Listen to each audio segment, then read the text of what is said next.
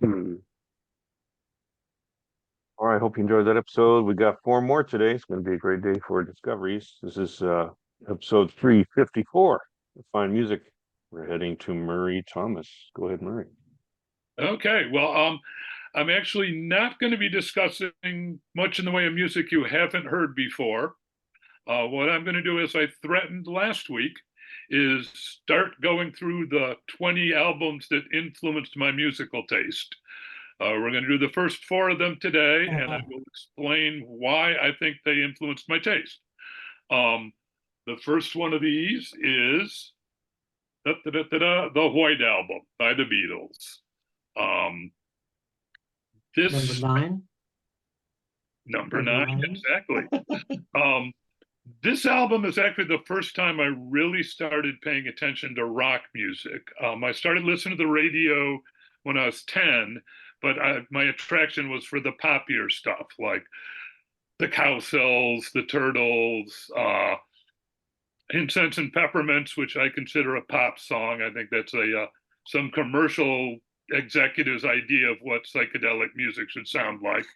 Great song, but it's not, real psychedelic music. But I started listening to the White Album, and just this is pure rock music. Now the thing is, I had dismissed the Beatles because, remember, I was like 10, 12 years old. They were something girls liked. So I had no interest in them. Girls liked the Beatles. But then in late 1969, this rumor started that Paul McCartney was dead, that he'd been killed in a car accident in 1965, and that the Beatles had been planting clues to this fact through all of their albums that they'd recorded since then. And the White Album had an absolute mess of clues in it. So me and my buddies sat down to find these clues. There one that you can definitely tell is at this end of, I think it's "I'm So Tired," that John Lennon says, "Paul is dead, miss him, miss him, miss him," but it's put on the record backwards. So it goes, "Miss him, miss him, miss him, dead slop." But you can hear that very clearly if you pay attention. But in the process of looking for these clues, I discovered there was a great album and it's great music. And I really got interested in the Beatles. And then my taste expanded out to other rock bands and kind of broke away from the pop, even though I still have a weakness for well-produced pop. But the other thing is that when there are people, some of the people doing these lists have said they're albums that changed their life. Now, I have a hard time finding albums that actually changed my life, but this one may qualify. A long-term time release thing is, I think this album helped me become a poet many years later. And it starts with the looking for clues. And by doing that, you're looking for hidden meanings in songs. And this whole thing introduced me to the idea of hidden meanings in lyrics and then in poetry, and the idea that there can be many meanings in a song or a poem. The example I will use for this is "Happiness is a Warm Gun." And the line, "When I hold you in my arms, I can feel my finger on your trigger, and I know no one can do me no harm." Now, is that about love? Is it about sex? Is it about heroin? Or is it about all of those at the same time? Is it about watching the detectives? Yeah. Don't get cute. So yeah, this is the first album on my list. Turned me into a rock fan, turned me into Beatles fan, and led me Learn a little to, bit of trivia there, real quick. You yeah. know that Paul was replaced by my older half brother, William Campbell. Oh, okay. You know. Okay. You've heard about it, of course. Of course. Continue. Tommy by The Who. Amazing album. Kind of taking me a little farther into the potential of rock music. First, the idea that you could have a rock opera, that you could put a whole two LPs together following a consistent story. Maybe there's some plot holes in it, but nonetheless, it's a consistent story. And also the music, the way like in an opera, there's an overture and that theme recurs throughout it. And the See Me, Feel Me theme recurs throughout this album. And it kind of introduced me to the whole idea of a long-term coherent piece of music. So that's why Tommy is number 2. Now I'm telling these in a chronological order of when I was introduced to them. Oh, okay. So they're not necessarily chronological order when they're released. And so album number 3 is this one, Hot Rocks, the Rolling Stones. I normally don't put greatest hits albums on my favorite album lists, but this is such a perfectly constructed album that I felt it qualified. And it also was the album that made me a Stones fan. Even though credit where credit is due, we'll hold up this movie, Gimme Shelter. This is what really made me a Stones fan.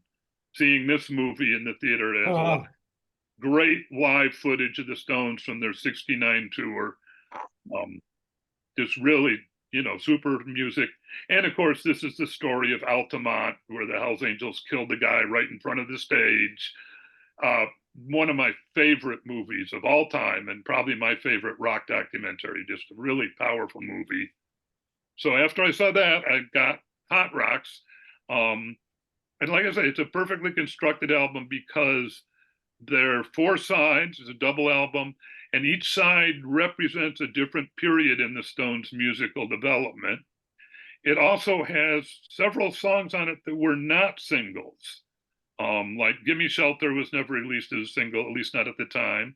Under My Thumb was never released as a single, but they're very important songs in the Stones' history. So Hot Rocks at number 3. And finally, number 4. Again, not in chronological order as released, but in chronological order, what I was introduced to, We're Only in It for the Money by the Mothers of Invention. Yeah. This was probably my first, at least the first time I really enjoyed pure weirdness in my music. I mean, there are sonic stuff on here. I mean, there was number 9 on the Void album, which maybe helped prepare me. But there are sonic experiments on this album, which I'd never heard anything like them, like the nasal calliope retentive music, or even just Are You Hung Up? Who Needs the Peace Corps? But it's also brilliant satire of the entire youth scene of the late 60s. And Zappa was not a fan of the hippies, but he wasn't a fan of the police either. He wasn't a fan of the government. He was off in his own world, but he pokes fun at all of those. And going back to pop music, the song I really loved that got me hooked on this album is Let's Make the Water Turn Black, which is essentially a pop song. Just a very straightforward pop song about a bunch of weird people, and takes you a while to figure out what he's singing about. But so that brings me up to when I was about 15. That's my musical taste, how it developed in the 10 years between when I was 10 and started listening to the radio, and 1972 when a friend of mine introduced me to this. And next time we will pick up in 1973, which turns out to be a very pivotal year in my musical taste. But next time. The White Album has such a variety of music on it. The White Album has such a variety. I was 17 when I bought the Mothers album, the first one. Okay. I found it in a record store in Greenwich Village in the window, and I thought, what is this? I had no idea who they were. So, and I bought it. The 2-record set, and the whole Susie cream cheese thing blew away my friends and I. Billy the Mountain knocked me out. Notice, first rock opera was actually SF Sorrow by the Pretty Things, but the record company held up its release in the States by a year. Oh, I heard about that one. And, Atomic came out, and then the Pretty Things got slammed for kind of trying to do a rock opera when they did it first, actually. Lou Yeah, Reed's Metal Machine music was quite a rock opera. Don't you think? Oh boy, Metal Machine avant-garde music, at yeah. its weirdest. I like, by the way, what you said, Murray, about the pure weirdness thing of Frank Zappa. Going off what you said about Lou Reed, actually, it kind of segues into both. I would say one album that changed my life, that got me into just pure weirdness in music, would be the Velvet Underground and Nico. yeah. I don't think I really listened to it all the way through until I was about maybe late teens, early 20s. And I just kind of like, how can an album be this beautiful and this scary all in one? It's actually, that album is actually mentioned on this album. They had a sound engineer who worked on both albums. Wow. They're both on but anyway, and at one point you can hear him saying, and next week I get to work with the Velvet Underground, which is just as shitty a band as the Mothers of Invention. Yeah, Frank Zappa did not like Lou Reed. I've read No. about that. No. Okay. Stay tuned for other Oh. episodes where we get equally self-indulgent. Yeah. Self-indulgence.